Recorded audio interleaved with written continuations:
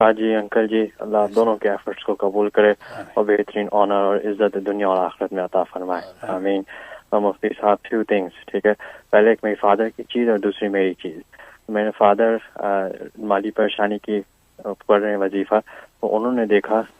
خواب میں کہ گاڑی جو ہماری ہے وہ گم ہو گئی، پھر رینٹا کار لائے ابو، پھر وہ بھی گم ہو گئی، تو اس کا کیا مطلب ہے؟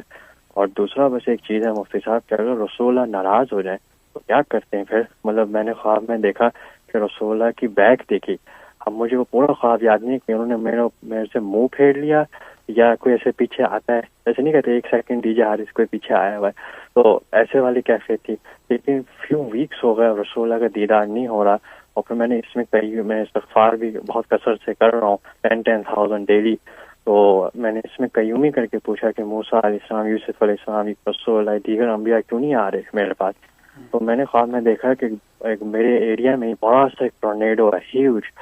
فارم ہو رہا ہے ٹورنیڈو، تو میں یہ ربنا اغفر لنا وارحمنا یہ استغفار کر رہا ہوں، اور پھر وہ ٹورنیڈو رک گیا، بس نہ پورا نیچے آیا نہ اوپر آسمان میں ختم ہوا، لیکن کالے بادل ہیں اور یہ میں پڑے جا رہا ہوں۔ پھر آگے میں گیا تو پولیس کے لیے بھی فلڈ آنے والا ہے، تو جلدی سے یہ مٹی کا ڈھیر لگا دو۔ تو بس یہ دو چیزیں پوچھنے ابو اور میرا، شکریہ، اللہ حافظ۔ ٹھیک جی سر، اللہ حکم، ماشاء اللہ۔ میں حارث میں کینیڈا سے کال کر رہے ہیں، اللہ تعالیٰ آپ کو برکت عطا فرمائے اور آپ کی دعائیں محبت ہمارے حق میں قبول فرمائے۔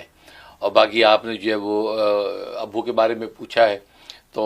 کہ ابو کی جو صورتحال ہے اس حوالے سے آپ جو پوچھنا چاہ رہے ہیں، اس کا مطلب یہ ہے کہ ابو کے اوپر کوئی اگر قرض وغیرہ ہے، کوئی مالی تنگی ہے، تو انشاءاللہ مالی تنگی ان کی دور ہو جائے گی۔ ان کی مالی تنگی دور ہونے کی علامت ہے اور قرض وغیرہ کے رفع ہونے کا اشارہ ہے۔ اور باقی یہ کہ آپ نے جو خواب دیکھا ہے، اس خواب کا مطلب یہ ہے کہ آپ اتباع سنت کی کوشش کریں، زیادہ سے زیادہ نبی کریم صلی اللہ علیہ وسلم کی سنتیں آپ کی وضاقتہ میں، آپ کے کھانے پینے میں، اٹھنے بیٹھنے میں پیدا ہو جانی چاہیے، اس کے ہاں ترقی کریں۔ پھر ظاہر ہے کہ آپ کو جو اچھے اور نیک اور مبشرات خواب دکھانے کا ایک شرف تو ملا ہوا ہے، لیکن اتباع سنت کے اندر کوئی کمی معلوم ہوتی ہے، اس لیے حضور صلی اللہ علیہ وسلم کا چہرہ نہیں دیکھ سکے۔ وہ اتباع سنت کوئی بھی ہے، مجھے نہیں پتہ آپ کی چہرہ حلیہ کیسا ہے، داڑھی ہے، داڑھی آپ نے رکھی کہ نہیں رکھی، داڑھی رکھیں۔ اسی طریقے سے جو داڑھی نبی کی وہ مین بنیادی سنت ہے کہ جس سنت کی وجہ سے آپ نے جو ہے اس وقت فارس کے لوگوں سے بھی منہ پھیر لیا تھا،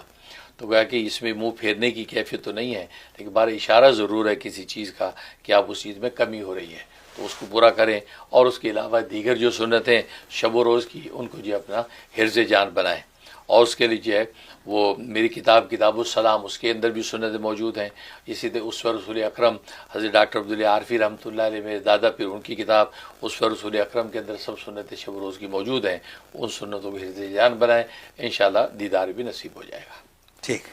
ایک اور کالر ہے ہمارے